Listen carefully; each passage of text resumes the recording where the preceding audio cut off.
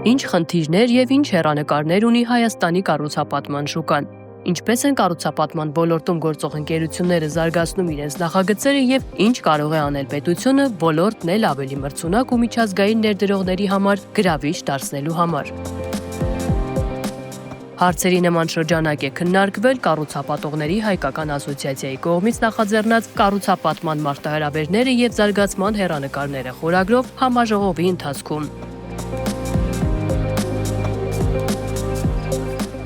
Միջոցառմանը ողջույնի խոսքով հանդես եկան քաղաքաշինության կոմիտեի նախագահ Եղիազար Վարդանյանը եւ էկոնոմիկայի նախարարի տեղակալ Էդգար Զաքարյանը։ Ասոցիացիայի նախագահ Գուրգեն Գրիգորյանն իր ելույթում ներկայացրեց կազմակերպության անցած ուղին, վերջին տարիներին իրականացված նախաձեռնություններն ու դրանց արդյունքները, կարևորելով համայնք մասնավոր երկխոսության արդյունավետությունը։ Համաժողովը հյուրընկալել էր այգի բիզնես կենտրոնը, որի համահիմնադիր եւ ասոցիացիայի խորհրդի անդամ Հարություն Պետրոսյանն իր խոսքում նշեց նման քննարկումների կարևորությունն ու անհրաժեշտությունը։ Գերներ,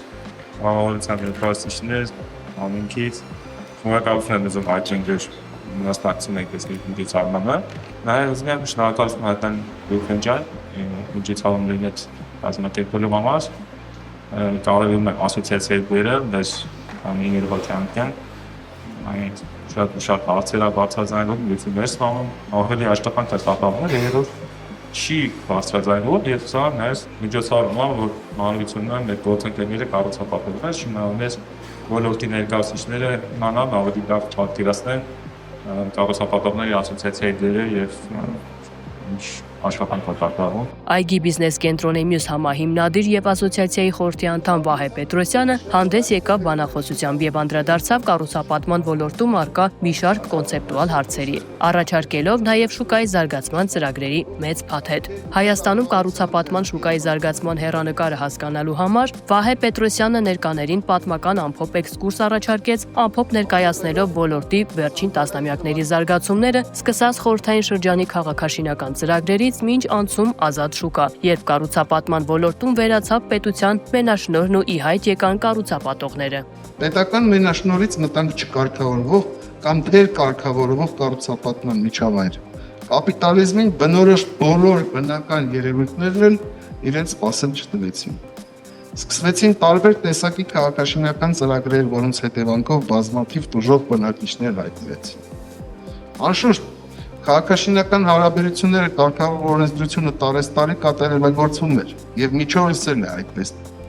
Սակայն հիմնական կարգավորող օրենսդրության բացակայությունը իրեն զգացնել է ավես անգամ մեր օրենին։ Իր խոսքում Վահե Պետրոսյանն ասաց, որ օրվա հրամայական պահանջը հայաստանյան շուկայում կառուցապատման միջավայրը կարգավորող օրենսդրության ներդրումը։ Ըստ բանախոսի խիստ անհրաժեշտ են կառուցապատման գործունեության կարգավորման մայր օրենքի ընդունումը, կառուցապատողների սնանկության առանձնահատկությունների սահմանումը, ինչպես նաև բազմաբնակարան շենքերի մասին օրենսդրության արդիականացումը եւ համապատասխանեցումը մերօրյա պահանջներին։ Իհարկե,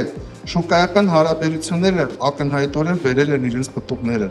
Ազատ շուկան եւ մրցակցային միջավայրը հրամցրեցին մեր քաղաքների եւ քաղաքացիներին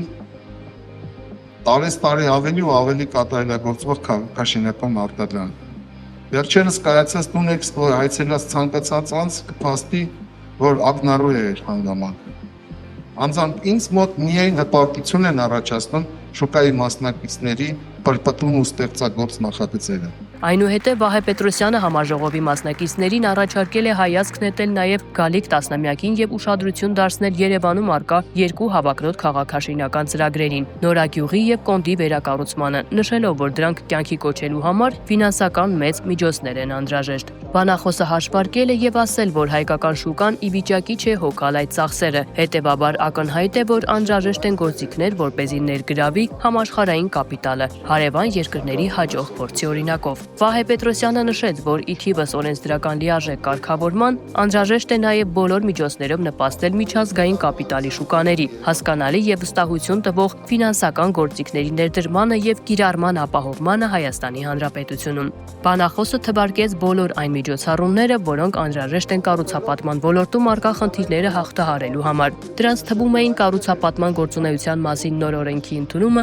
ապարտ հոթելի եւ ներդրումային անշարժ գույքի վերաբերյալ օրենսդրական կարգավորումը որակավորումների ընդունումը, դեռևս կառուցման փուլում գտնվող գույքը գույքահարկով հարկելու կանոնների փոփոխությունը, տեղական турքերի եւ վճարների դրույքաչափերի նվազեցումը, կառուցապատման շուկայում ապահովագրության գործիքների ներդրումը, կորպորատիվ պարտատոմսերի թողարկում եւ ֆինանսավորումը եւ այլն։ Ընդհանուր առմամբ 12 առաջարկ, որոնք ըստ բանախոսի այն նվազագույն միջոցառումների շրջանակն է, որն անհրաժեշտ է կայացած քաղաքաշինական միջավայրի հետզհետե զարգացման, յուրաքանչյուր բնակչի համար բարեկարգ կենսամիջավայրի ապահովման եւ շուկայի զարգացման կայուն հեռանկարների պահպանման համար։